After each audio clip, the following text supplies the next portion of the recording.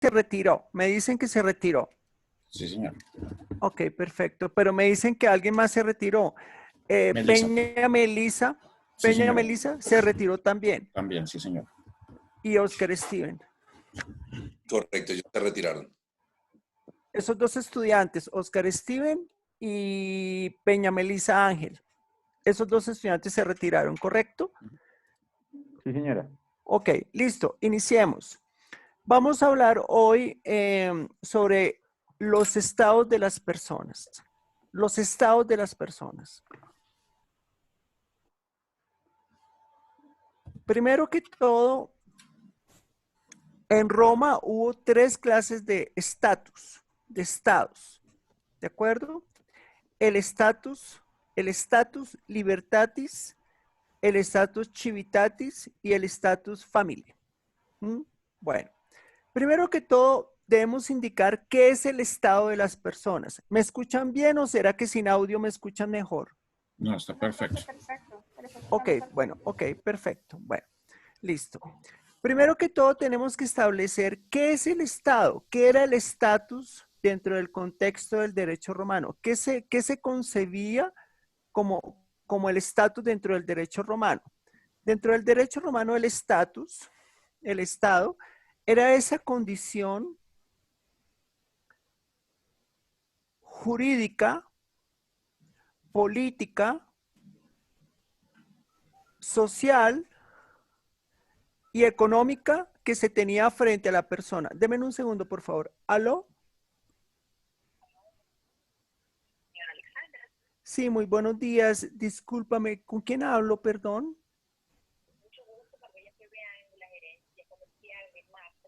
Su merced, ¿me podría llamar por la tarde? Es que ahorita estoy un poquito ocupada. Por la tarde me llamas y charlamos un ratico, por favor. Bueno, que esté muy bien, gracias.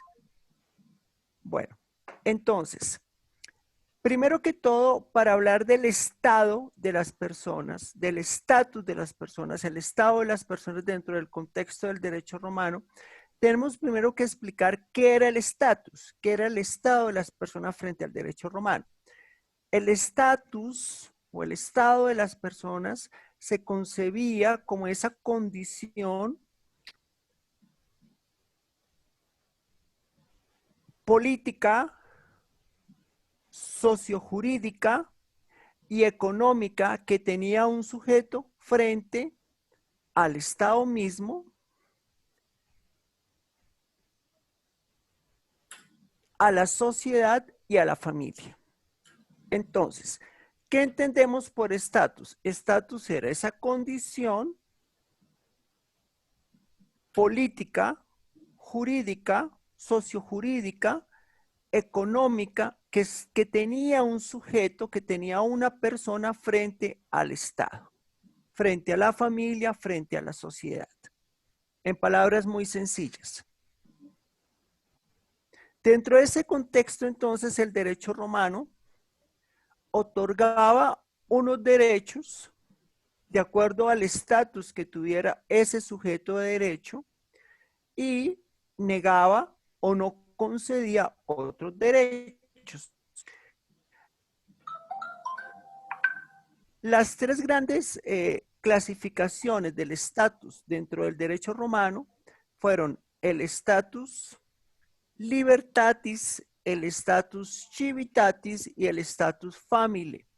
Primero que todo, ¿qué era el estatus libertatis? El estatus libertatis era la condición de libertad que tenía un sujeto frente al Estado y consecuencialmente frente a la sociedad y frente a su familia.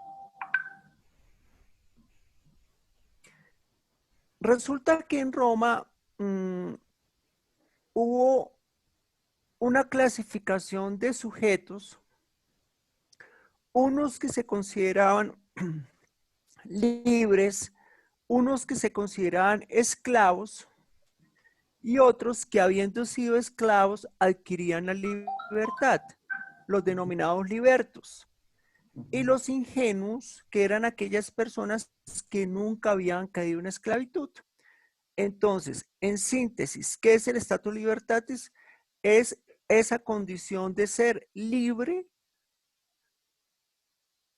dentro del derecho, esa condición jurídica de ser libre frente al mundo del derecho, porque o se había recobrado la libertad o nunca se había caído en condición de esclavitud. Okay.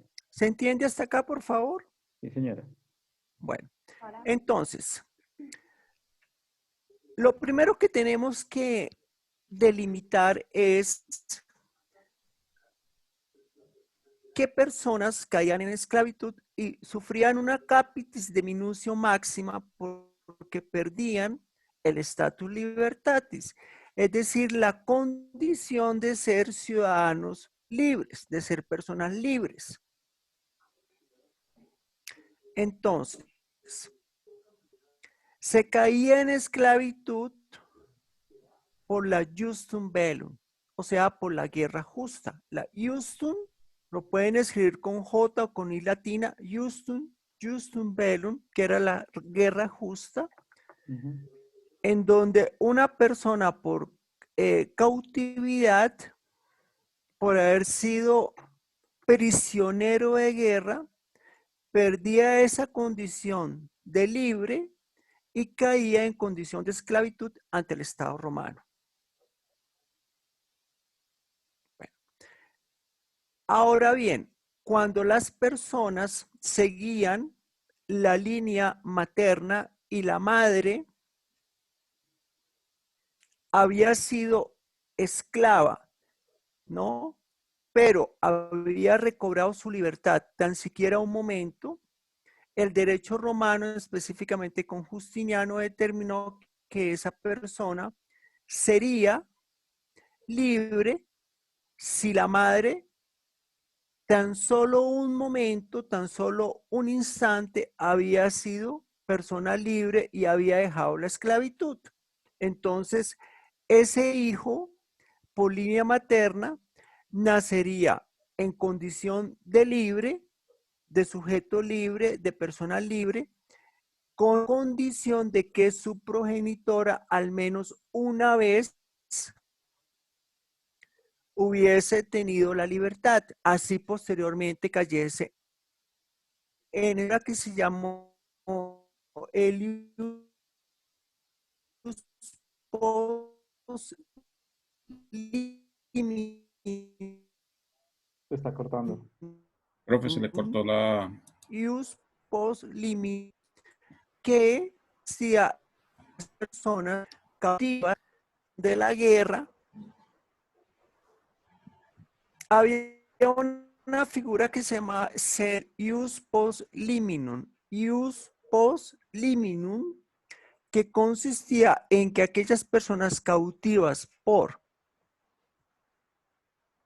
la Justum Bello, o sea, aquellas personas cautivas por la guerra se consideraba una especie de lo que hoy denominamos derecho adquirido, una especie, una similitud a lo que hoy denominamos un derecho adquirido, si lograba la libertad habiendo sido una persona cautiva y posteriormente lograse la libertad, tan siquiera un periodo determinado de tiempo. Entonces, dentro de ese contexto, retroactivamente, esa libertad que había recobrado, así posteriormente cayese en esclavitud, se le respetaba. Es lo que hoy conocemos como un derecho adquirido, que aquí se presenta de forma palpable, plausible, porque aquellas personas que recobraban la libertad porque se fugaban, el derecho romano se las respetaba, así posteriormente cayesen de nuevo en cautividad, si recobraban la libertad por un momento. ¿De acuerdo? Bueno, en Roma, en el derecho romano es importante entender que la línea paterna y la línea materna tenían unas diferencias bien claras. por ejemplo, cuando veamos figuras como la patria potestad y veamos, por ejemplo, los hijos concebidos dentro de el jus connubii, las justas nupcias, seguían la suerte del padre. Los hijos no concebidos dentro de justas nupcias,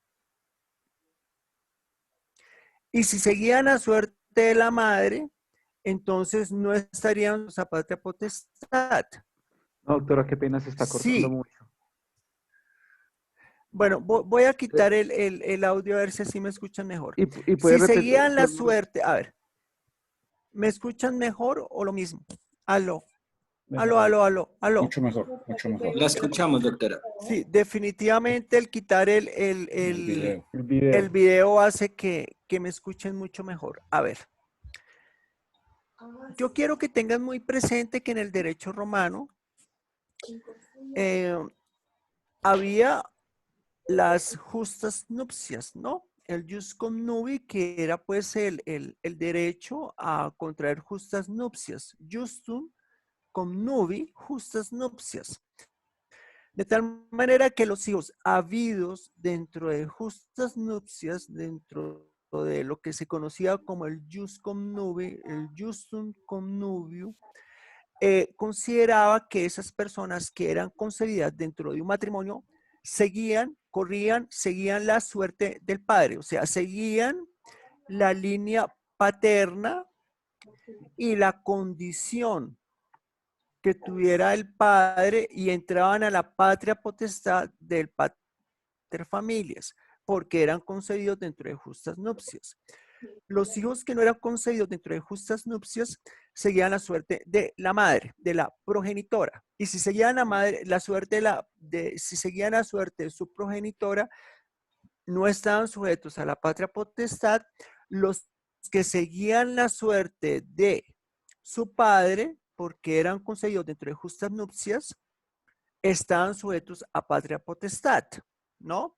Entonces, hubo una figura que se llamaba los sub iuris y los alini iuris.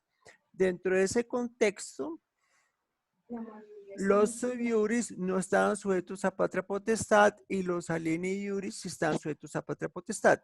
Ahora, entiendan, y quiero que empiecen a diferenciarlo desde ahora, que una situación bien diferente era la patria potestad, que en determinado momento se confundía o tenía rasgos similares a la condición de esclavitud sin que en estricto sentido lo fuese. ¿Por qué? Porque el pater familias tenía un poder, incluso en la época primitiva del derecho romano, de vida y muerte sobre sus filios, sobre sus hijos.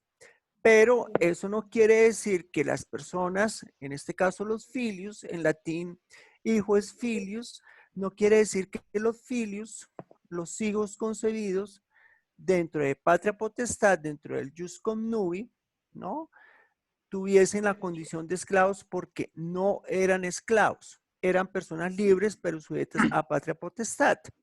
Entonces, la esclavitud fue un concepto propio del derecho de gentes, del jus jameson. Perdón, doctora, una pregunta. Y del derecho civil. ¿Aló? Una ¿Aló? pregunta. El alieni iuris es lo que Alieni iuris. alieni iuris Sí. son los que vendrían a ser los que viven todavía, digamos, en la casa de los papás, en teoría. Y los sui iuris son los que se han emancipado ya de la patria potestad de la casa, ¿cierto? Personas sujetas a patria potestad, pero hago esta observación para que por favor no vayan a confundirme la institución de la esclavitud o la pérdida del status libertatis, y al perderse el status libertatis, pues se cae en condición de esclavitud con la figura de la alieni iuris, porque el alieni iuris no era una persona en estricto sensu en condición de esclavitud, simplemente era una persona sujeta a la patria potestad, a la potestad de su pater familias, sino que por una cuestión eminentemente del poder que dimanaba de la patria potestad, ese pater familias tuvo sobre sus filios, sobre las personas, por ejemplo, alini iuris, tanto mujeres como hombres, un poder, disposición de la vida y muerte de esas personas sujetas alini iuris. Incluso el poder de entregarlas para que pagaran las deudas que el pater familias se había contraído, entregarlas en condición de esclavitud. Entonces, por favor, no quiero que se me van a confundir porque suele suceder. El abandono noxal era una figura mediante la cual el padre podía pagar sus acreencias, sus obligaciones, entregando a sus hijos, a sus filios, en condición de esclavitud, ¿no? Situación que empezó a ser limitada, restringida por la ley de las 12 tablas, el código de Semviral, en el sentido de que el hijo que fuese por tercera vez entregado en abandono noxal para que pagara una obligación que había contraído su padre, una deuda, ipso iure, de pleno derecho, adquiría la libertad, quedaba emancipado de la patria potestad. Entonces, no me vayan a confundir la institución del esclavo, de la esclavitud. Cosa bien diferente es que el padre podía entregarlos para que pagaran las deudas en condición de esclavos, y otra cosa bien diferente es concebir o que ustedes me vayan a interpretar inadecuadamente la figura al decir que los alieni iuris eran esclavos. No, eran personas sujetas a patria potestad, pero no estaban en condición de esclavitud. ¿Se entendió esto, por favor? Aló. Sí, señora. ¿Se entiende esto, Sí, por señora. favor? Ok, bueno. Entonces, el término estatus, vuelvo y lo reitero, se refiere a esa condición jurídica, a esa situación jurídica en que se halla un ser humano, ¿no? Con consecuencias o con repercusiones directas en su capacidad jurídica, ¿no? Para poder gozar de esos tres estatus, el status libertatis, el civitatis y el family.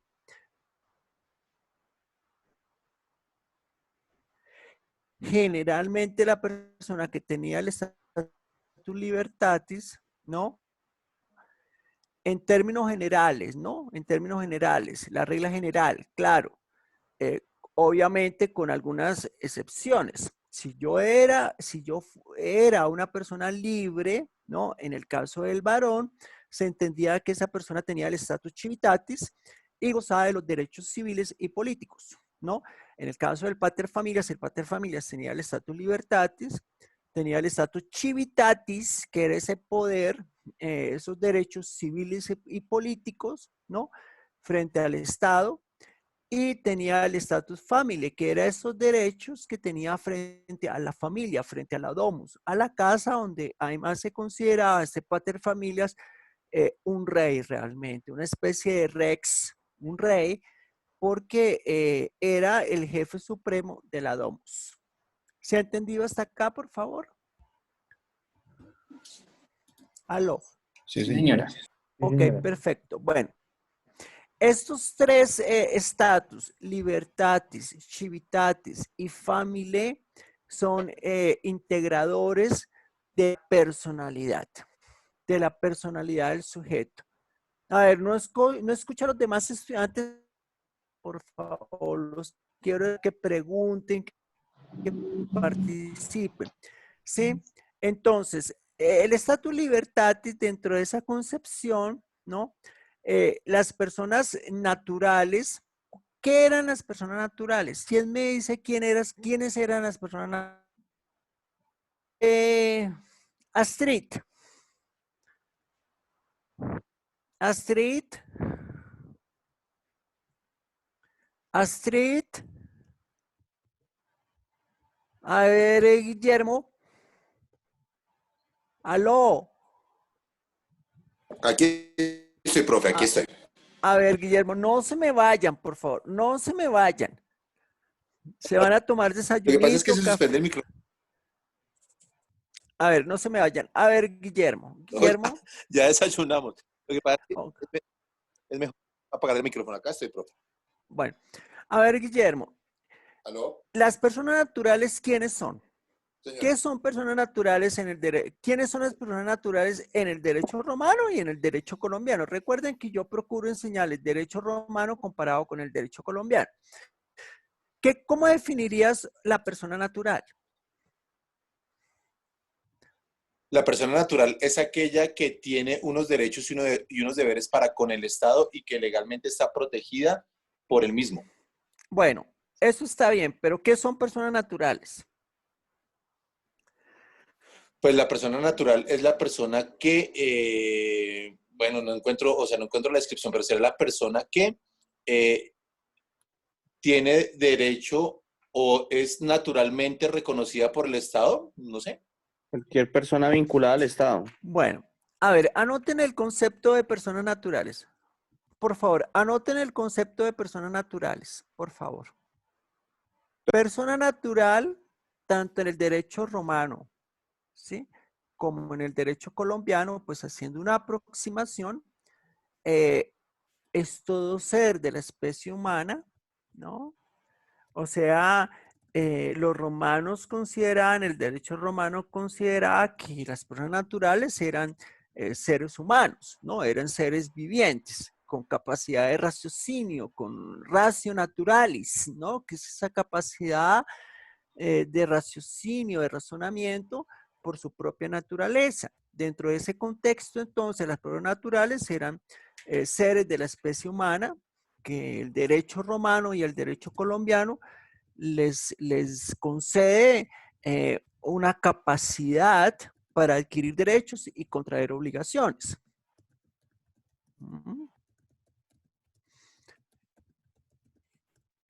Per se, ¿no? Per se, dentro del contexto general, per se, por sí mismas. No obstante, cuando veamos la institución de las guardas, que hace parte de los temas que tenemos que ver este semestre, las personas cuando tenían una limitación por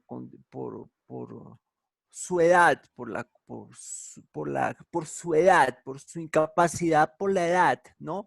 O porque sufría de un problema mental, ¿no? El famoso mentecaptus, ¿no? O porque estaba sujeto a interdicción, por dilapidación, etcétera, etcétera, se podían representar por sí mismas, sino requerían de una persona que las representase jurídicamente. Entonces es cuando más adelante vamos a hablar de lo que tenemos que ver este semestre de la institución de las guardas, donde hubo entonces tutores para las personas incapaces por razones de su edad, por razón de su edad, y personas que no siendo incapaces por razón de su edad, sino siendo ya mayores de edad, eran incapaces por demencia, por dilapidación, ¿no? Por locura, ¿no? Es decir, el mentecaptus, el furiosi, etcétera, etcétera, el interdicto, también eran sujetos de una guarda y en ese caso se les discernía no un tutor, sino un curador, ¿sí? Entonces, el concepto de persona natural es sencillamente un ser de la especie humana con capacidad para adquirir derechos y contraer obligaciones y que siempre y cuando no tenga una limitación por cuestión de la edad, por razón de su edad, ni por otras razones, como por ejemplo la persona en estado de demencia, la persona en estado de retraso mental, la persona en condición de dilapidación, el dilapidador, entonces, si no tenían esa circunstancia, entonces no requerían una guarda y podían representarse por sí mismas. ¿De acuerdo? Bueno, entonces las personas naturales en el derecho romano eran esclavas o libres, ¿no? Las personas naturales en el derecho romano tenían la condición de esclavas o libres. Entiéndase, ustedes dirán, pero ¿cómo así? Si los esclavos no se consideraban personas, ¿por qué la doctora nos dice personas? Es simplemente una cuestión aproximada a la realidad, ¿no? O muy aproximada a la realidad del derecho contemporáneo para que ustedes entiendan que En términos generales, las personas, lo que hoy denominamos personas, eran libres o eran esclavas. Ahora, para el derecho romano, los esclavos no eran considerados personas, eran esclavos, eran asimilados o eran considerados como bienes, como cosas, más no como personas. No obstante, sí se les concedieron algunos derechos, algunos esclavos especiales, ¿no? Excepcionales, ¿no? ¿Quién me iba a preguntar algo, por favor? Yo. No, solamente te iba a decir, es que yo encontré como concepto romano, pues, de persona, dice que persona, pues, el hombre vulgar, como sujeto de derecho jurídica, y dice que en Roma no todo hombre es sujeto de derecho y esclavo. Y hoy, no todo sujeto de derecho es hombre, persona jurídica. No te entiendo eso último. ¿Me lo repites, por favor? No todo sujeto de derecho es hombre, persona jurídica.